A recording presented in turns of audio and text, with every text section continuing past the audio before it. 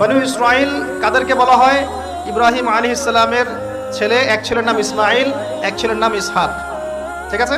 ইসমাইল আলাইহিস সালাম থাকেন মক্কায়, সেখানে তাকে কেন্দ্র করে একটা সভ্যতা। এই বংশে সর্বশেষ নবী মুহাম্মদ সাল্লাল্লাহু আলাইহি ওয়াসাল্লামের জন্ম। তার মানে আমরা বনু ইসমাইল। আমরা কারা? বনু ইসমাইল। আমরা মুহাম্মদ সাল্লাল্লাহু আলাইহি ওয়াসাল্লামের কওম, উম্মাহ। আর এইদিকে আরেক ছেলের নাম হচ্ছে ইসহাক, যিনি থাকেন ওই শামে, ওই প্যালেস্টাইনে, ওই জেরুজালেমে, ওই জায়গায়, ওটা শাম। ঠিক আছে? এবং ওখানে তিনি তার বংশ বিস্তার হচ্ছে। তার ছেলের নাম হলো ইয়াকুব। কি নাম? ইয়াকুব আলাইহিস সালামের আরেক নাম হলো ইসরাইল। ইয়াকুব আলাইহিস সালামের আরেক নাম কি? ইসরাইল। এবং তার সন্তানদেরকে বলা হয় বনু ইসরাইল। তার সন্তান অনেক। এই সন্তানদের মধ্যে একজনের নাম ইউসুফ। ঠিক আছে? বনু ইসরাইল কাদেরকে বলা হয়? ইব্রাহিম আলাইহিস সালামের ছেলে, এক ছেলের নাম ইসমাইল, এক ছেলের নাম ইসহাক। ঠিক আছে?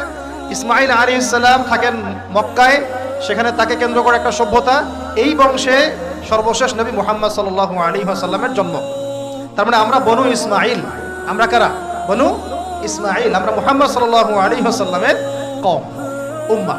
আর এইদিকে আরেক ছেলের নাম হচ্ছে ইসহাক, যিনি থাকেন ওই শামে, ওই প্যালেস্টাইনে, ওই জেরুজালেমে, ওই জায়গায়, ওটা শাম। ঠিক আছে? এবং ওখানে তিনি তার বংশ বিস্তার হচ্ছে। তার ছেলের নাম হলো ইয়াকুব। কি নাম? ইয়াকুব আলাইহিস সালামের আরেক নাম হলো ইসরাইল। ইয়াকুব আলাইহিস সালামের আরেক নাম কি?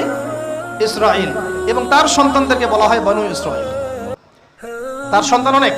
এই সন্তানদের মধ্যে একজনের নাম ইউসুফ। ঠিক আছে?